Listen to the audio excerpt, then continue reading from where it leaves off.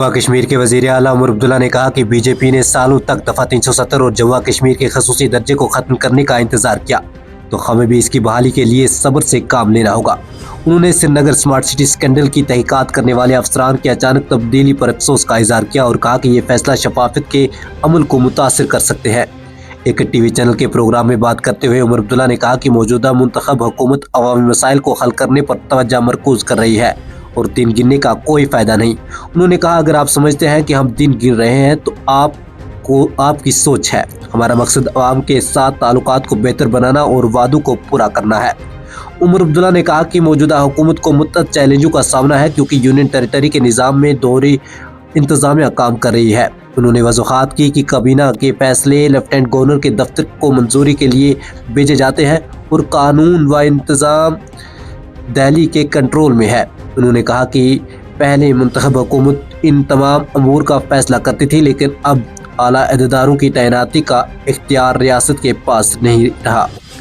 उमर अब्दुल्ला ने एतराफ़ किया कि मौजूदा निज़ाम के तहत हुकूमत को कुछ रुकावटें ज़रूर दरपेश है, लेकिन उन्होंने जोर दिया कि मुंतखब हुकूमत मुकम्मल तौर पर बेख्तियार नहीं है। उन्होंने कहा, अगर हुकूमत बेख्तियार होती तो आप आज हमसे सवाल नहीं कर रहे होते बल्कि लेफ्टिनेंट गवर्नर से कर रहे होते। इस बात का मतलब यह है कि हमारे पास भी कुछ इख्तियारात हैं और हम इनके ज़रिए अवाम की खिदमत कर रहे हैं। उन्होंने कहा कि इंतखाबात के दौरान उन्होंने अवाम से कुछ भी नहीं छुपाया।